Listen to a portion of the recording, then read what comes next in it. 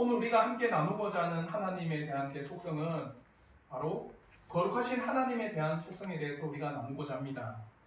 그러면 오늘 우리가 이 거룩하신 하나님에 대해서 나눌 때 첫째, 하나님의 거룩하심, 이 거룩이라고 하는 의미는 어떤 의미인가? 그리고 두 번째는 하나님의 거룩하심이 우리에게 주는 유익함은 무엇인가? 또 세 번째는 그러므로 우리가 말로써 거룩이 아니라 우리의 삶의 실천적인 그 거룩한 방향은 무엇인가? 과연 우리는 어떻게 살아가야 되는가를 우리가 한번 나누도록 하겠습니다. 첫째 나눔입니다. 하나님의 거룩하시다. 그 거룩이라는 의미는 어떤 의미인가 볼 때 성경에서는 거룩이라고 하는 단어를 참 다양하게 씁니다. 히브리어로 카다시라고 할 때는요, 자르다, 분리하다라는 단어 카드에서 유래합니다. 한마디로 카드가 원어인데 카드로부터 카다시가 나와서 자르다, 분리하다라는 뜻을 가지고 있어요. 그래서 거룩이라고 하는 이 단어는 분리의 개념이 있습니다. 또 구별의 개념이 있어요. 그래서 카다시라고 하는 단어의 뜻도 구별하다, 그리고 분리하다, 깨끗하게 하다 이런 뜻이 있습니다. 그래서 창세기 2장 3절에 안식일에 대해서, 안식하신 그 날에 대해서 하나님이 뭐라 하시느냐, 창세기 2장 3절에 이렇게 말씀합니다. 하나님이 그 일곱째 날을 복되게 하여사 거룩하게 하셨으니 이는 하나님이 그 창조하시며 만드시던 모든 일을 마치시고 그날에 안식하셨음이니라. 한마디로 일곱째 날을 복되게 하사 분리하셨어요. 구분하셨습니다. 그리고 구별하셨어요. 일곱째 날은 다른 날과 구별된 날로서 일곱째 날은 여섯째 날 다르게 하나님께서 쉬시고 안식함으로 다른 날과 독특한 날로 만드셨다. 그래서 카다시, 분리했다, 구별했다, 깨끗하게 했다 이런 뜻을 가지고 말씀하고 있습니다. 그리고 성경에서 거룩이라고 할 때는 히브리어로 코데시라고도 합니다. 이게 뭐냐면 전혀 없는 순수. 오늘 영어로 하면 퓨어 맞나요? 그런 의미? 한마디로 전혀 불순물이 없는 악과 죄가 전혀 없는 그 단어가 코데시라는 단어입니다. 그래서 출애굽기 15장 11절에는요 이렇게 말씀합니다. 여호와여 신중에 주와 같은 자가 누구니이까 주와 같이 거룩함으로 영광스러우며 찬송할 만한 위엄이 있으며 기이한 일을 행하는 자가 누구니이까. 여기서 거룩함이라고 하는데 코데시라고 합니다. 결코 하나님께서는 악과 죄가 없으니 다른 신들과는 구별됩니다. 차별됩니다. 분리됩니다. 그러니 그 죄로부터 분리된 그가 얼마나 영광받으시기 합당합니까? 죄로부터 분리된 그가 얼마나 하나님의 찬송받기에 합당합니까? 죄가 없는 완전한 순수한 분이시기 때문에 얼마나 그가 행하신 일이 기이합니까? 그래서 이 거룩이라 할 때 코데시, 정말 죄가 관여하지 않는 완전한 순수함. 그래서 하나님의 거룩함에 대해서 말하는 첫째는요, 피조물과 구별된 하나님이에요. 이게 왜 중요하냐? 사랑하는 성도 여러분, 오늘날 하나님에 대해서 너무나도 소위 말하면 경배, 하나님에 대한 그 인식이 정말 밑바닥입니다. 어떤 목사는 이렇게도 이야기했어요. 여러분도 잘 압니다. 하나님 나한테 까불면 죽어. 한마디로 하나님에 대한 존재적 인식이 피조물과 거의 흡사한 정도로 여겨지고 있는 이 시대에 살고 있는데, 하나님의 거룩은요 피조물과 이 땅에 창조된 모든 것과 완전히 구별된 존재적으로 완벽한 분이라는 것을 나타내는 거예요. 그래서 이사야 6장 1절부터 3절에 이렇게 말씀합니다.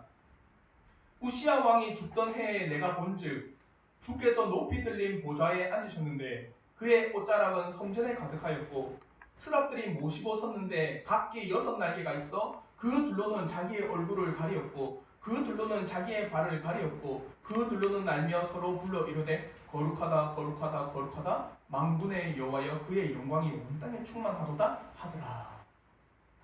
천사라고 하는 것은 어찌 보면 피조물 중에 제일 순수한 존재라고 할 수 있습니다. 그래서 우리가 천사라고 할 때는 뭔가 좀 신비롭고, 천사라고 할 때 뭔가 죄가 전혀 없는, 물론 불의한 천사도 있겠지만 그렇게 우리는 순수한 그런 존재로 보고 있습니다. 근데 그런 천사들조차도 하나님의 그 거룩하심 앞에 어떻게 했습니까? 6날개가 있는데 2날개로 눈을 가렸대요. 결국 그 하나님의 거룩성을 볼 수도 없으니까. 또 2날개는 어떻게 합니까? 발을 가렸습니다. 한마디로 하나님 앞에 자기의 그런 잘못들, 한마디로 하얗게 결코 설 수 없는 자신을 가려버리는 거예요. 그 두 날개로 날면서 이르되 거룩하다 거룩하다 거룩하다. 그 존재론적으로 너무나도 위험스러운 겁니다. 하나님의 거룩함이라고 할 때는요, 그 존재에 너무나도 순수하고 완벽하고 그 존재론적으로 피조물과는 전혀 구별된 존재라는 것을 우리에게 말씀하고 있는 겁니다. 근데 오늘날에는 하나님이라고 하는 이 인식이 밑바닥인 것 같아요. 사랑하는 성도 여러분, 하나님의 거룩이라고 하는 건요, 우리가 판단할 수 없는 놀라운 위험과 권위 가운데 구분된 그런 존재이시다라는 것을 우리에게 말씀하고 있는 겁니다. 그리고 두 번째, 하나님의 거룩하심이라고 하는 건 뭐냐? 죄와는 완전히 구별된 존재다. 죄와는 상관없는 존재가 하나님의 거룩이라는 뜻입니다. 하나님은 도덕적으로 완전하신 분으로 죄와 악으로부터 전적으로 분리되신 분입니다. 하나님은 결코 어둠과 함께할 수가 없습니다. 하나님이 어둠이라는 것, 죄라고 하는 것, 악이라는 것을 결코 관여할 수가 없어요. 그런데 요한일서 1장 5절에는요 이렇게 말씀합니다. 우리가 그에게서 듣고 너에게서 전하는 소식은 이것이니, 자요, 우리가 그에게서 들었다. 뭐냐? 예수께 들었다. 그와 더불어서 그 소식을 전한다. 그러므로 우리라고 하는 건 사도들이, 한마디로 사도들이 전하는 건 누구의 말입니까? 하나님의, 예수의 말입니다. 맞죠? 우리가 그에게서 들었으니까. 그리고 그것을 전합니다. 사도들은 자신의 말을 전하는 게 아니라 예수의 말을 전했습니다. 어떻게 했느냐? 하나님은 빛이시라. 그에게는 어둠이 조금도 없으시다는 것이다. 한마디로 예수께서 우리에게 가르쳐 준 게 있는데 뭐냐? 하나님은 빛이다. 하나님은 어둠이 없다. 하나님은 죄가 없다. 하나님은 악이 없다. 예수께서 우리에게 가르쳐 줬다. 그리고 이것을 다시 너희들에게 나도 동일하게 말한다. 하나님은 빛이십니다. 하나님은 악이 없는 분이십니다. 죄악이 없기 때문에 그가 행하신 일이 완전할 수 있는 거예요. 오늘날 재판이나 수많은 일들 가운데 자신의 욕심과 욕망과 야망들이 그 재판이나 일들에 끼면은 순수하지 못해요. 생각해 보십시오. 여러분이 어떤 일을 할 때 그 가운데 여러분의 이권이 있고 여러분의 욕망이 있고 야망이 있으면 그 일이 순수할까요? 순수하지 못합니다. 결코 순수할 수가 없어요. 뭔가 일이 그치게 되고 뭔가 일이 뒤틀려져 버리는 경우가 많습니다. 왜? 자신의 이익을 포함하면. 재판도 마찬가지입니다. 재판도 그 재판에 나의 이권이 개입되어 있고 나의 이익이 개입되어 있고 나의 욕심이 개입되면 올바른 재판을 할 수 없습니다. 하나님의 길이 왜 완전하시냐? 그가 거룩하여 악이 전혀 없기 때문이에요. 하나님께서는 죄와 악이 전혀 없으시기 때문에 그가 행하시는 일들이 완전하고 그가 하시는 모든 행사가 온전할 수 있습니다. 그런 걸 시편 33편 4절에는요 이렇게 말씀합니다. 여호와의 말씀은 정직하며 그가 행하시는 일은 다 진실하시다. 합당한 겁니다. 그가 행하는 일이 정직하다, 거룩하기 때문에 그가 행하시는 일이 순수하고 완전하기 때문에 그 모든 일은 진실하다는 겁니다. 사람과는 다르겠죠. 어떻게 하나님을 신뢰할 수 있습니까? 그가 행하시는 일들을 어떻게 우리가 의지하고 하나님께서 행하시는 일들을 우리가 어떻게 순종하며 나갈 수 있습니까? 그가 거룩하시기 때문입니다. 사랑하는 성도 여러분, 하나님의 거룩이라고 하는 것은 결코 피조물과 같지 않음을 말하며 하나님의 거룩이라고 하는 것은 곧 그에게 악과 죄가 전혀 없는 완전히 순결하고 온전하신 분임을 알려주는 놀라운 속성입니다. 그런데 오늘날 하나님의 거룩하심이라고 하는 것이 교회에 많이 상실이 되어졌어요. 하나님의 이 거룩하심이라고 하는 이 놀라운 존재의 속성들이 오늘날 성도들의 삶과는 전혀 관계없는 속성이 되어버린 경우가 오늘날 모습을 봅니다. 그러면 이제 우리가 두 번째, 이 하나님의 거룩하심이 우리에게 주는 유익은 뭐냐? 하나님의 거룩하심의 의미가 피조물과 구별되어진 하나님이라는 사실과 더불어 결코 죄와 악이 전혀 없으신 하나님에 대해서 하나님의 거룩하심이라고 말씀드렸는데, 그러면 이제 우리가 하나님께서 거룩하시다는 이 사실이 과연 오늘날 살아가는 그리스도인들에게 단순히 피상적인 사실, 한마디로 나와는 관계없습니다. 하나님 존재 자체는 거룩하고 그 거룩과 나와는 아무런 상관이 없습니다 라고 할 수가 없어요. 우리가 지금까지 배워왔던 하나님에 대해서 사랑의 하나님, 자비의 하나님, 공의 하나님은 나에게 적용된다고 합니다. 많은 사람들이요. 근데 거룩하신 하나님은 그거는 하나님의 속성일 뿐 나에게는 결코 적용되지 않는 속성입니다. 예, 이거예요. 이거일 수 있습니다. 자요. 옆에 있는 우리 성도들이 예를 들어 저희 집사람이 아주 착하고 그렇지 않지만 아주 착하고 똑똑하고 아주 일 잘하는 게 그럼 저랑 무슨 상관이에요? 그건 집사람 일이고 맞죠? 나는 다르다. 나는 안 똑똑하고 나는 좀 일도 못하고 그럴 수 있다. 똑똑하고 스마트하고 인텔리한 거는 저 사람이지 나랑 무슨 상관이냐 할 수 있습니다. 근데 사랑은 달라요. 사랑과 자비와 공의는 그 사람이 베풀 때 나도 적용을 받습니다. 맞죠? 그래서 많은 사람들이 하나님은 사랑이십니다. 하나님은 자비이십니다. 하나님은 공의이시라는 이 사실에는요 잘 깨닫고 그에 대해서 자기에게 잘 적용하고 그것이 내 삶에 영향을 미치기도 해요. 근데 거룩하심이라고 하는 이 사실은요 외면하는 경우가 너무나 많다는 거예요. 하나님이 거룩하신 거랑 나랑은 무슨 상관이냐고 이야기하는데 하나님의 거룩하신 만큼 우리의 삶에 밀접한 연관이 있는 게 없어요. 예를 들어 드릴게요. 우리를 뭐라고 합니까? 하나님의 백성을 거룩한 백성들이에요. 맞죠? 또 교회를 뭐라고 합니까? 하나님의 거룩한 집이라고 해요. 또 주일을 또 뭐라고 합니까? 하나님의 거룩한 날이라고 해요. 또 우리가 하나님 앞에 드려진 헌금이라든지 하나님 앞에 때로는 이런 물건들 할 때 우리가 어르신들을 흡사 이렇게 얘기하는 거룩한 선물이라고 합니다. 맞죠? 혹시 여러분은 나는 하나님의 사랑의 백성, 하나님의 사랑의 집, 하나님의 사랑의 날이라고 주일을 부른 적 있어요? 우리가 주일을 부르거나 교회를 부르거나 우리 자신을 부를 때는요 하나님의 거룩한 백성, 하나님의 거룩한 집, 하나님의 거룩한 날 이렇게 부르지 하나님의 사랑의 백성, 하나님의 사랑의 집, 하나님의 사랑의 날 이렇게는 부른 적이 어색해요. 그럼 따져봅시다.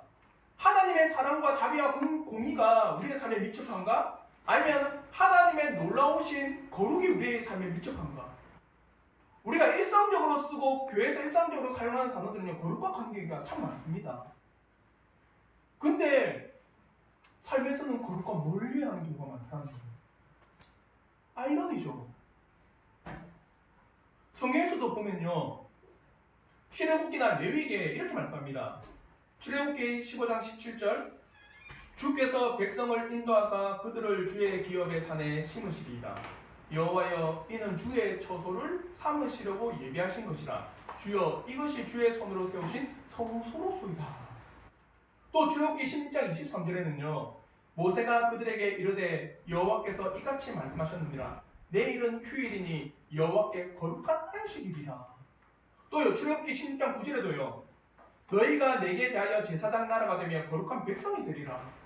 또 레위기 15장 15절에는요 누구든지 여호와의 성물에 대하여 부지 중에 범죄하였으면 여호와께 속건제를 드리되. 자요 여러분의 삶에서 정말 밀접하게 관계돼야 되는 것은 하나님은 거룩이시라 이겁니다.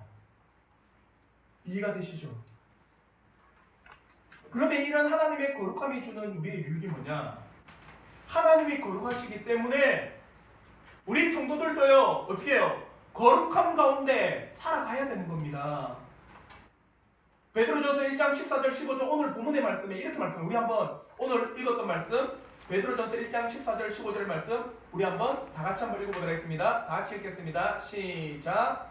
너희가 순종하는 자식처럼 전에 알지 못할 때 따르던 너희 사역을 본받지 말고 오직 너희를 부르신 거룩한 이처럼 너희도 모든 행실에 거룩한 자가 되라. 하나님이 거룩하시기 때문에 너도 어떻게 살아가라? 거룩하게 살아가라. 그렇게 말씀하고 있는 겁니다. 이전과는 다른 삶을 살아가는 거예요. 단순히 우리의 육신의 욕망, 내 욕심과 마음의 정욕이 하고 싶은 대로 살아가는 그 이전의 삶을 버리고 이제 하나님께서 우리를 부르시는 것처럼 너희도 이제 하나님의 거룩하심을 본받아 거룩하게 살아라고 말씀하고 있는 겁니다. 사랑하는 성도 여러분, 단순히 하나님께서 우리를 하나님 나라로 이끄시기 위해서 단순히 그 목적으로 우리를 구원이라고 하는 이 은혜를 주셨다고? 아니요. 단순히 여러분을 천국에 가기 위해서 여러분이 하나님을 믿고 예수를 믿는 게 단지 천국 가기 위해서입니까? 잘 아셔야 돼요. 자요? 구원이라고 하는 걸 오늘날 너무 편협적으로 생각합니다. 오늘날 많은 성도들이 구원이라고 할 때는요, 어떻게 생각합니까? 예수 믿고 어디 간다? 천국 간다고 해요. 그게 구원이라고 합니다. 많이 들어보셨죠? 예수 천당 불신지요. 이게 복음이라고 생각해요. 근데 우리는 창세기를 나눴습니다. 창세기를 나눴을 때 하나님께서 첫째 날부터 여섯째 날까지 지으시고 맨 마지막에 하나님께서 하신 말씀이 있습니다. 뭡니까? 이 모든 것을 보심에 어떻게 해요? 심히 좋았더라라고 이야기하세요. 창조된 모든 것을 보시고 좋았더라고 합니다. 근데 죄로 인해서 모든 것이 파괴되어 버렸어요. 깨져 버렸습니다. 뒤틀려져 버렸고 질서가 없어져 버렸어요. 바르게 사용되지 않습니다. 모든 것들이 사람의 욕심대로, 사람의 종욕대로, 사람이 이기적인 것 가운데서 사용되어져 버렸어요. 자원을 보십시오. 많이 가진 자가 많이 가지면서 많은 돈을 벌고 자기의 욕심과 이익대로 살아가잖아요. 자연을 파괴하고 자연을 뭉거뜨리는 것도 사람의 욕심대로 하고 있잖아요. 모든 자연의 질서가 파괴되어 버렸습니다. 근데 하나님께서는요, 모든 자연의 질서가 완벽하고 조화롭게 살아가는 것을 심히 좋았다고 했거든요. 구원이라고 하는 것은 단순히 우리가 예수 믿고 천당 가는 것만이 아닙니다. 내가 바른 사람으로서 어떻게 살아가는가 구원이에요. 내 영혼이 죄상을 받아 천국에 가는 것뿐만 아니라 더 정확하게는 참된 사람이 되는 겁니다. 참된 사람이 되는 거. 내가 참된 사람이 되어서 하나님께서 창조하신 이 놀라운 창조를 올바르게 잘 다스려 나가는 게 구원입니다. 단순히 하나님께서 우리를 하나님 나라로 이끌기 위해서 부르신 게 아니에요. 우리가 참된 사람의 기능을 회복하고 이 땅에서 하나님 앞에 온전히 살기를 바라고 정말 참 사람답게 살기 위해서 구원이라는 것을 주셨어요. 저 그것을 한마디로 거룩이라고 합니다. 그러므로 16절에서는 이렇게 말합니다. 기록되었으되 내가 거룩하니 너희도 거룩할지어다 하셨느니라. 사랑하는 성도 여러분, 우리를 하나님의 백성으로 삼으신 것은 그로 인해서 하나님 앞에 우리가 거룩한 삶을 살도록 부르신 겁니다. 그러므로 에베소서 4장 24절에도 이렇게 말씀합니다. 우리 한번 에베소서 4장 24절의 말씀 한번 다 같이 한번 읽어보겠습니다. 다 같이 읽겠습니다. 시작. 하나님을 따라 의와 진리의 거룩함으로 지으심을 받은 새 사람을 입으라. 자요, 하나님을 따라 의와 진리의 거룩함을 지으심을 받은 새 사람. 한마디로 새 사람은 어떻게 지음을 받았다라는 거예요? 의와 진리의 거룩함으로 지어졌다는 겁니다. 맞죠? 한마디로 내가 이제 예수 믿고 새 사람이 되었다. 그건 뭐냐? 나에게 의와 진리가 있어서 거룩하게 되었다라는 겁니다. 그러면은 내가 거룩하게 되었다는 것은 그 거룩한 삶이 자연스러울까요? 억지스러울까요? 한글은 어렵지가 않습니다. 자, 다시 한번. 하나님께서 우리를 새 사람을 지었는데 어떤 재료로 지으셨느냐? 의와 진리라고 하는 이 거룩함이라고 하는 재료로 지으셨어요. 그래서 우리에게는 당연히 거룩함이 있는 겁니다. 맞죠?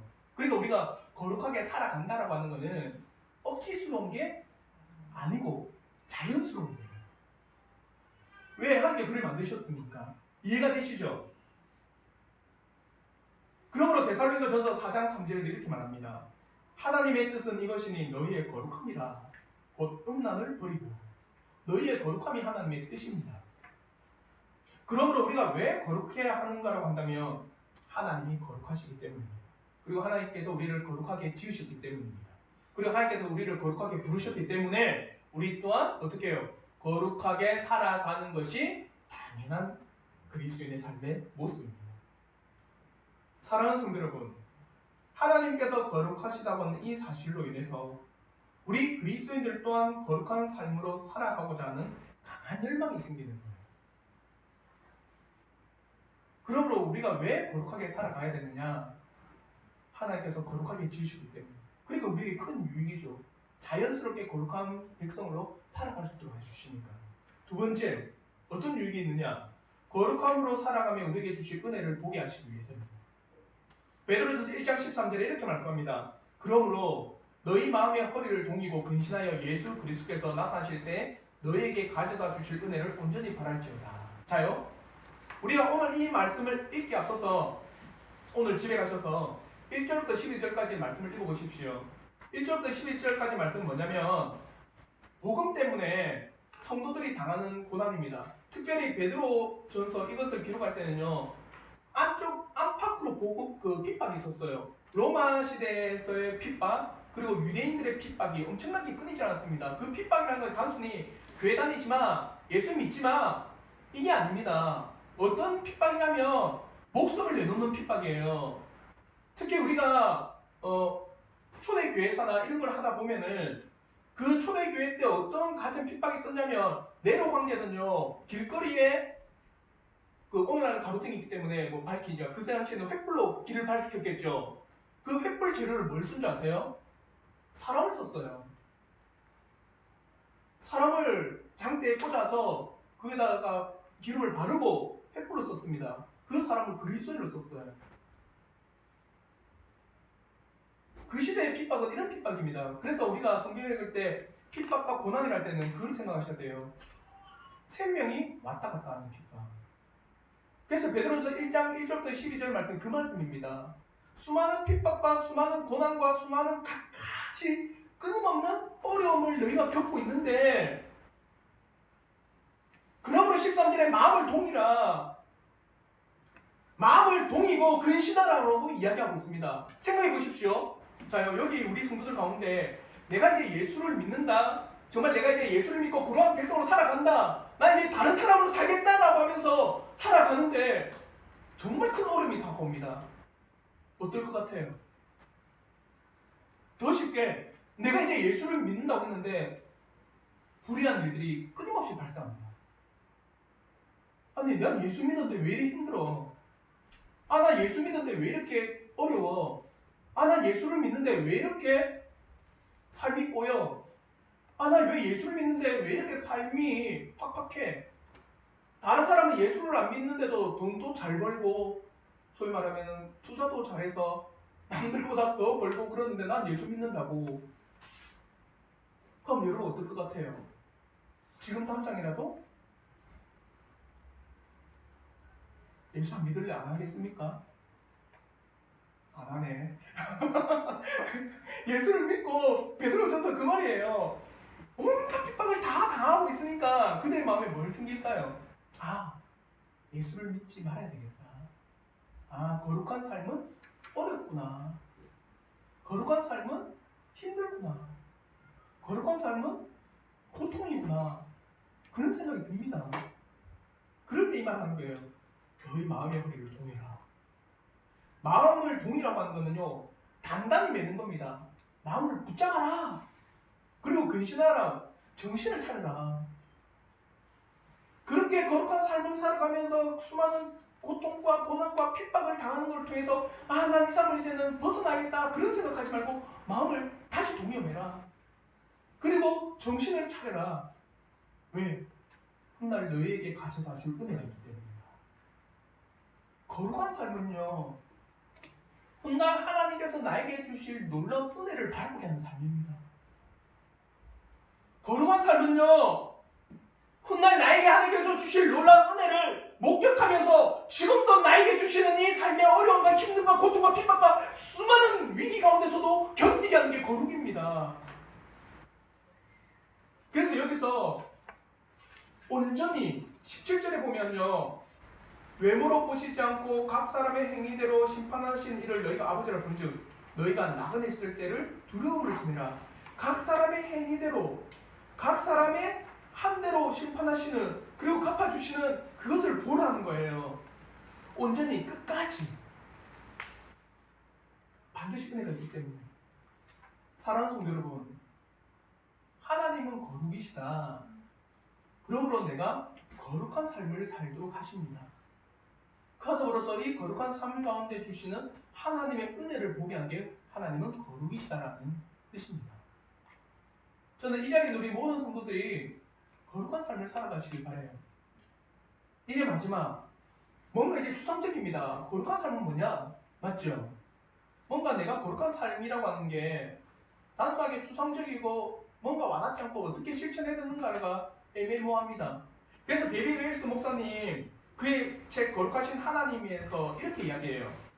많은 성도들이 거룩하신 하나님에 대해서 그토록 가볍게 여기는 이유는 바로 초월해 계신 하나님이 우리의 삶 가운데 실질적으로 연결하지 못하기 때문에, 한마디로 실질적인 실천적인 그런 삶의 방향이 없기 때문에 거룩하신 하나님이라고 하는 사실이 멀어져 있다. 하나님의 거룩하심을 본받아 나아가며 때로는 받게 되는 소외, 곤혹감, 괴로운 삶의 모험을 행동으로 옮기지 않으려 했기 때문이다. 한마디로 또 이겁니다. 거룩한 삶을 살아갈 때 받는 수많은 뭐요? 소외감, 외로움, 곤혹, 어려움, 이걸 내가 생각하니까 실천하기가 힘든 거예요. 예를 들어서 여러분도 직장에 갈 때 편한 일 하고 싶어요? 힘든 일 하고 싶어요? 그러면 안 돼요. 힘든 일도 좀 하시고. 근데 그 일을 했을 때 힘든 일이 보여요. 서든 여러분 손이 갑니까? 안 가집니다. 데이비드 윌슨 목사님이 그 이야기를 하는 거예요. 거룩이라고 하는 삶이 왜 우리에게 잘 안 나가느냐. 첫째는 어떻게 실천할지 모르기 때문이다. 둘째는 그 거룩한 삶이라고 하는 것을 할 때 우리에게 다가오는 어려움을 알기 때문이다. 그러니까 사람들이 가지 않으려고 한다. 그리고 또 뭐라 하느냐. 오늘날 기독교가 하나님의 사랑에만 초점이 맞춰져 있기 때문이다. 그래서 거룩은 저 멀리 있다고 생각합니다. 그러나 거룩한 삶이라고 하는 건요, 실천적인 겁니다. 그에 대해서 네 가지를 한번 나눌게요. 첫째는요, 거룩한 삶이 뭐냐? 하나님의 생각을 마음에 품는 습성입니다. 하나님의 말씀에 이 세상의 모든 것을 판단하려고 하는 성향입니다. 하나님의 말씀의 기준이 어떠한가? 하나님의 말씀의 뜻이 무언가? 하나님의 말씀에서 우리에게 뭐라 말씀하시느냐? 하나님의 말씀의 기준과 초점으로서 이 세상을 바라보는 겁니다. 한마디로 이겁니다. 여러분의 눈에는 안경이 있는데 하나의 안경이 뭐냐? 성경이라고 하는 안경입니다. 이 성경이라고 하는 안경을 가지고 어떻게 해요? 세상을 바라보는 게 거룩이에요. 자요. 더 구체적으로 예를 들어서 세상에서는요, 잘 산다라고 하는 거는 이겁니다. 세상에서 잘 산다라고 할 때는 돈 많이 벌고, 그리고 내가 사고 싶은 거 다 사고, 안 아프고, 내 자녀들 걱정 근심 없이 잘 성장하고, 또 내 자녀들이 무럭무럭 잘 자는 것도 좋은 사람 만나서 결혼해서 내 자녀도 평안하게 살아가면 이걸 잘 산다라고 생각합니다. 맞죠? 그보다 더 잘 사는 게 있을까요? 때로는 세상에서요, 돈 못 벌고 자기가 하고 싶은 건 못하고 끊임없는 어려움과 사람들이 시달리면요, 못 산다고 생각합니다. 이게 세상의 삶의 기준입니다. 근데 성경의 눈을 딱 들여야 됐습니다. 성경으로서 환경을 보고 세상을 봅니다. 근데 이제 잘 산다는 것이 바뀌어져 버렸어요. 돈 많이 벌고 건강하고 내 자녀가 잘 자라고 내 자녀가 좋은 사람 만나서 그 자녀 또한 떡떡하게 잘 사는, 이게 잘 사는 게 아니구나. 성경에서 잘 산다고 하는 것을 예수를 믿고 그 예수 믿는 가운데 참 사람됨이 무엇인지를 본받고 그렇게 살아가는 것이 잘 사는 거구나. 그렇게 살아갈 때 때로는 겪는 고난과 핍박과 어려움이 있더라도 그 길을 굳건히 걸어가는 게 잘 사는 거구나. 바뀌어버렸어요. 거룩한 삶이라고 하는 거는요, 성경의 시선으로 하나님의 생각을 품고 바라보는 겁니다. 그와 더불어 하나님께서 우리에게 베푸신 대로 또 베푸는 거예요. 하나님이 여러분에게 사랑을 베풀고 또 자비를 베풀고 긍휼을 베풀고 하나님이 여러분에게 구원을 허락하셨다면 여러분도 그와 동일하게 살아가는 겁니다. 형제를 사랑하고 이웃을 사랑하고 박의 정신을 가지고 감사하며 살아가는 겁니다. 그러니 마태복음과 데살로니가 로마서에 이렇게 말씀합니다. 마태복음 7장 12절 말씀, 이게 자 하나 기억, 황금률이라고 합니다. 황금률. 한마디로 골든 로우인데 율법 중에서 제일 황금이면 중요하다는 것이죠. 한번 율법 중에 율법이라고 합니다. 마태복음 7장 12절 말씀 우리 한번 다 같이 한번 읽어볼게요. 마태복음 7장 12절 말씀 다 같이 읽겠습니다. 시작. 그러므로 무엇이든지 남에게 대접을 받고자 하는 대로 너희도 남을 대접하라. 이것이 율법이요 선지자니라. 거룩한 삶을 이렇게 살아가요. 하나님께서 나에게 베푸셨기 때문에 나 또한 어떻게 해요? 하나님을 본받아 살아가는 겁니다. 데살로니가전서 5장 18절에도 범사에 감사하라. 이것이 그리스도 예수 안에서 너희를 향한 하나님의 뜻이다. 감사하는 겁니다. 로마서 13장 8절에 피차 사랑의 빛 외에는 아무에게도 아무 빛도 지지 말라. 남을 사랑하는 자는 율법을 다 이뤘느니라. 그래서 살아가는 거예요. 하나님께서 우리에게 하신 대로 우리가 살아가는 겁니다. 하나님께서 사랑과 긍휼과 자비와 오래 참으심을 행하셨다면 우리도 그렇게 해야 하는 거예요. 이게 거룩한 삶입니다. 사랑하는 성도 여러분, 하나님의 마음을 조금이나마 저는 가지길 바랍니다. 우리 성도들이 정말 하나님의 마음을 가지고 성경의 기준대로 여러분의 삶의 모습을 비춰가며 저는 살아가기를 진심으로 바랍니다. 두 번째 거룩한 삶은 뭐냐? 죄로 드러난 모든 것을 피하고 알려진 모든 계명을 내 삶에 지키려고 애쓰는 겁니다. 한마디로 죄를 피하고 하나님의 말씀을 지키려고 살아가는 삶이에요. 거룩한 삶은 곧 죄를 멀리합니다. 하나님의 말씀을 따라 살고자 하는 삶의 모습이 있기 때문이에요. 진실로 거룩한 사람은요, 하나님과의 관계, 하나님과 멀어지게 하는 모든 원인에 대해서 단호하게 거절합니다. 이거예요. 자, 여러분은 다 사랑하는 사람이 있습니다. 맞죠? 없나? 의리가 여러분 다 의리예요? 의리지. 우리는 이제 의리가 의리. 여러분 다 사랑하는 사람 있습니다. 그 사랑하는 사람들과 관계를 멀어지게 하는 거 하고 싶어요? 내가 사랑하면은 그 사람이 싫어하는 음식 안 먹어요. 맞죠? 왜? 관계를 멀어지게 하는 것을 우리는 피합니다. 그래서 아가세는 이렇게 이야기합니다. 나의 사랑아, 우리의 사랑을 허무는 저 작은 여우를 잡으라. 이렇게 이야기해요. 사랑을 허무는 것이 큰 게 아니고 작은 여우라고 합니다. 하나님과의 관계에서 멀어지게 한 것을 끊어내는 겁니다. 이게 거룩이에요. 하나님을 사랑하잖아요. 그 사랑을 깨뜨리고 파괴하려고 하는 것을 우리가 금하는 게 거룩입니다. 그러므로 시편 119편 128절에 이렇게 말씀합니다. 그러므로 내가 범사의 모든 주의 법도들을 바르게 여기고 모든 거짓 행위를 미워합니다. 하나님의 말씀은 바르게 여기고 그것을 어기게 있는 모든 거짓은 내가 미워하는 것. 이게 거룩이에요.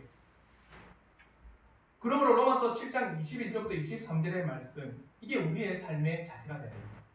내 속사람으로는 하나님의 법을 즐거워하되 내 지체 속에서 한 다른 법이 내 마음의 법과 싸워 내 지체 속에 있는 죄의 법으로 나를 사로잡는 것을 보는도다.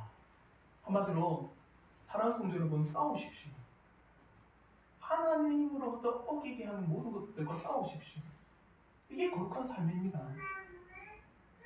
물론 때에 따라는 육신의 법이 강해서 죄에 넘어질 수도 있습니다. 그러나 그럴 때만 다시 회개하며 하나님의 말씀의 법대로 살고자 다짐하며 다시 싸우십시오. 아예 우리 안에서 하나님의 말씀과 죄에 대한 대항조차 없는 것은 심각하게 우리가 하나님으로부터 멀어져 있다는 증거입니다. 자요? 왜 그러냐? 이걸 잘 들으셔야 돼요. 내가 예수를 믿었다면 반드시 여러분의 심령에 누가 오셔요? 성령이 임하십니다. 하나님 임하세요. 성령 하나님께서 여러분 마음에 있을 때 성령께서는 여러분에게 의에 대해서, 진리에 대해서, 죄에 대해서 가르쳐 주십니다. 근데요, 죄악된 것이 우리에게 들어왔어요. 그럼 내 안에서 의로움이 있잖아요. 맞죠? 싸울까요? 안 싸울까요? 반드시 싸워요. 믿는 자들은요, 죄악 반드시 싸웁니다. 왜? 내 안에 성령께서 계시니까 그 성령께서 이것은 잘못이고 이것은 악이고 이것은 죄고 이것은 의롭지 못하다 하나님의 말씀에 어긋난다라고 끊임없이 내 속에서 외치고 있으니까 잘못된 것이 내 마음에 들어오면 끊임없이 갈등합니다. 다른 말로 한 번도 죄에 대해서 갈등이 일으키지 않는다. 어떤 사람일까요? 하나님부터 관계없는 사람이라는 것을 알겠죠. 그러니까 거룩한 삶이라는 건요, 밀접하게 하나님과 연결되어 있는 겁니다. 거룩한 삶은 하나님으로부터 죄로부터 멀어지려고 하는 습성, 한마디로 하나님으로부터 멀어지게 만드는 모든 죄로부터 가깝게 하지 않으려는 습성이에요. 그게 거룩한 삶입니다. 사랑하는 성도 여러분, 진실로 말씀의 도리 가운데 죄와 싸워 나가십시오. 때로는 지더라도 끝까지 싸우십시오. 싸우지 않는 것이 문제입니다. 여러분의 심령에서 여러분의 마음에서 끊임없이 죄와 싸우다가 때로는 승리하고 때로는 지더라도 주님께서 나를 붙잡아 주심을 더욱더 믿고 싸우십시오. 이게 거룩한 삶입니다. 그리고 세 번째 거룩한 삶은 뭐냐? 하나님께서 나에게 주신 모든 의무를 신실히 행하는 게 거룩한 삶입니다. 거룩한 사람의 삶은요, 하나님께서 우리에게 의무를 주셨다? 그걸 행하는 겁니다. 예를 들어서 직장에서 좋은 직원은 어떤 직원입니까? 좋은 직원. 맨날 농땡이? 어떻게 짱 박혀 있을까? CEO의 눈을 피해서, 상사의 눈을 피해서 어디에 짱 박혀 있을까? 이건 좋은 직원이 아닙니다. 맞죠? 나쁜 직원이에요. 좋은 직원은 뭡니까? 상사나 윗사람이 시킨 일에 대해서 뼈가 부스러지는 한이더라도 그걸 행하는 겁니다. 물론 우리 MZ 세대들은 주는 만큼 하는 거 인정합니다. 근데 우리는요, 좋은 사람, 한마디 거룩한 사람은 뭐냐? 하나님께서 우리에게 주신 의무를 열심을 다하는 사람. 그럼 로마서 12장 11절에 이렇게 말씀합니다. 부지런하여 게으르지 말고 열심을 품고 주를 섬기라. 이렇게 살아가는 사람들이에요. 그러므로 거룩한 삶은요, 하나님의 말씀을 끝까지 행하고자 하는 사람. 그리고 네 번째, 거룩한 삶은요, 위의 것을 바라며 나가는 삶입니다. 이 땅의 것을 느슨하게 붙잡아요. 그 마음과 생각과 모든 삶의 우선순위를 장차 오는 것에 두는 삶이 바로 거룩한 사람의 삶입니다. 그러므로 시편 119편 57절의 말씀, 우리 한번 마지막으로 이 말씀 한번 읽어보도록 하겠습니다. 시편 119편 57절의 말씀, 우리 이 시간에 같이 읽겠습니다. 시작. 여호와는 나의 분깃이시니 나는 주의 말씀을 지키리라 하였나이다. 이걸 여호와만을 바라보고 여호와께서만이 나의 분깃, 나의 상급, 나의 기업, 그걸 바라보고 살아가는 삶이 거룩한 삶이에요. 위의 것을 생각하고 땅의 것을 생각하지 않습니다. 이번에도 한 명의 위대한, 소위 말하면 위대한 인물이 죽었죠. 엘리자베스 여왕 70년 동안 영국을 통치하고, 영국을 통치한다는 게 다른 게 아닙니다. 영연방을 통치하는 겁니다. 영연방에 어떤 날 52개국이 있어요. 대표적으로 캐나다, 뉴질랜드, 호주. 영연방 국가잖아요. 영국 여왕이 수장입니다. 죽었습니다. 어차피 우리는 다 죽어요. 어떤 사람은 죽음 앞에 해방될 사람 없습니다. 아무리 그가 영국 여왕으로 90 몇 년의 삶을 살아가도 죽는 건 마찬가지입니다. 정말 우리는요, 이 땅의 것을 느슨하게 생각하셔야 돼요. 거룩한 삶은요, 하늘을 바라봅니다. 위의 것을 바라보고 살아가는 사람입니다. 그게 거룩한 삶입니다. 저는 우리 성도들이 훗날 가야 될 하나님의 본영을 바라보고 살아가시길 저는 바랍니다. 이것이 바로 하나님의 거룩하심을 보다 살아가는 거룩한 백성임을 기억하시기를 바랍니다. 말씀을 맺겠습니다. 하나님의 거룩하심은 피조물과 구별된 거룩함이요, 죄와 악이 전혀 없는 완전한 거룩하심입니다. 그럼 우리도 이런 하나님의 거룩하심을 본받아 이 땅에서 구별된 백성으로, 거룩한 백성으로, 또 거룩한 성도로 살아가야 돼요. 맞죠? 세상과 동일한 삶을 살면 안 됩니다. 세상과 다른 성경의 세계관으로, 세상과 다른 하나님의 시선으로 하나님께서 나에게 베푸신 대로 우리 또한 살아가는, 그게 거룩한 삶입니다. 또 죄와 끝까지 싸워나가는 삶을 살아가십시오. 또 하나님께서 주신 우리의 의무들을 충실히 행하고자 하는 삶을 살아가십시오. 또 위의 것을 바라보면서 끊임없이 거룩한 백성으로 살아가시기를 저는 진심으로 바랍니다. 그래서 거룩하신 하나님이라고 하는 이 사실이 우리의 삶에 확실하게 적용되고 우리의 삶에도 나타나는 은혜가 있기를 주님의 이름으로 축원합니다. 기도하겠습니다.